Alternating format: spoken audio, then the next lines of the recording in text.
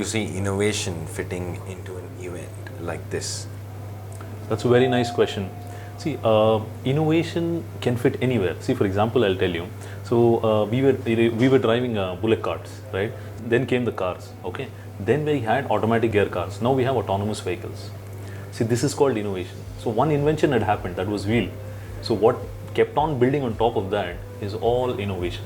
So in terms of this event, what I really liked, what IndiGlobal Media has done, is that they have formulated the sessions very highly technically, and also, you know, rather than sharing, what do you say, anything which the speakers want, they have told actually in advance, sir, these are the topics on which you can share your case studies. And I think, you know, it was a wonderful case studies which everyone shared. And what is innovation in this event is that apart from you guys working it around the process, it is more than that, is the celebration of achievements of a government institution. See, for example, Telangana State Collegiate Education, Technical Education, you guys launched a coffee book on that behalf. I have never seen an event company do that kind of a thing for government. So that shows a passion for you. I mean, you're a media company, not event company. So a media company doing that shows your passion for the system in itself, rather than just for the sake of events. So with respect to what has been said about education during the first half, what are your thoughts or observations? See, what happened is we had two discussions. So one discussion was totally on building, you know, capacity of engineering for the future. Another one was an experiential learning, which I was part of. Now, what I feel is that what is being presented here is the best of the case studies.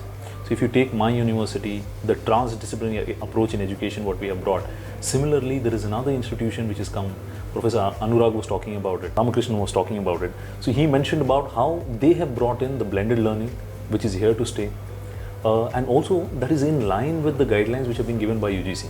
So UGC in the month of June, they gave a very highly radical circular, okay, which was so futuristic in nature, where they told, you know what, pandemic is there, 40% of your education can run online. Okay, so you now, to blend it, these are the tools.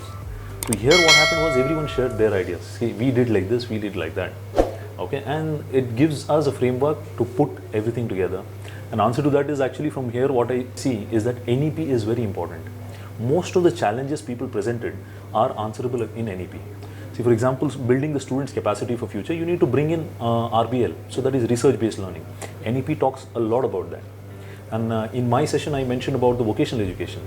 NEP section 16 is completely dedicated to building capacity in vocational education, but there are some challenges. See, India invests only 0.69% of its GDP in vocational. It needs to increase that. So, you know, those kind of things, inputs come. There were bureaucrats who were making these points. What more innovation do you want from an event like this? So where technical inputs, where academic inputs and educational inputs are brought together, and it is being shared with the right stakeholders. So, thank you. Innovation in the context of COVID. Now, please let us know how you have been able to cope with the situation in the last 21 months, and what have you the time ahead? I will look there and answer. The reason is because this is one of most favorite question. The reason why it is favorite is because of our values. The best innovation university, from the day one it started building infrastructure. It started building an IT infrastructure that could support, you know, in the future. When the pandemic hit on 23rd November, the central government announced the pandemic. Next day morning, my teachers and my students were online, attending online classes. We were one of the only institutions in the country which did not miss even a single class. And then we conducted our examinations using artificial intelligence, using face recognition, voice recognition, gesture recognition, and multiple head detection. So this way what we did was we avoided cheating.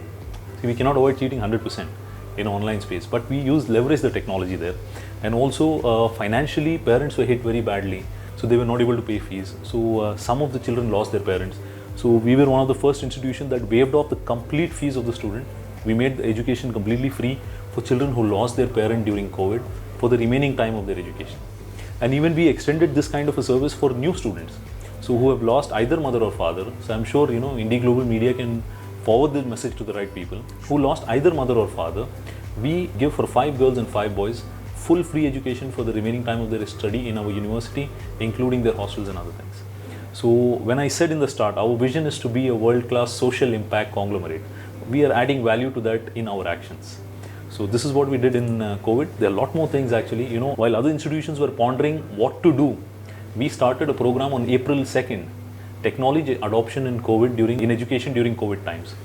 In this, we had speakers, Dr. Kasturi Rangan, Dr. B.N. Gangadhar, a Padma Shri, a Padma Bhushan. We had vice chancellors, we had bureaucrats from all over the world who had attended these programs, which was organized by our university. On a weekly basis, at least 4,000 people were attending our programs. So this was when other institutions were still in the space of thinking what to do.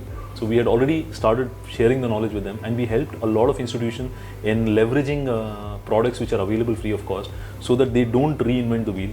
So, and we publish this, whatever our meetings were, immediately we were publishing it, so that everyone can take benefit from that.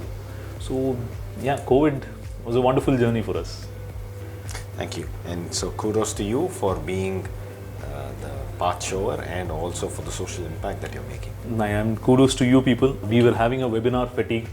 So I think you guys invited us for an offline session, and very categorically you selected the speakers. And I think IndiGlobal team is here to stay and make a very big name in the your media space. I wish you guys all the very best. And thank you very much for inviting us. Thank you, and thank you for being with us today. Have a nice day.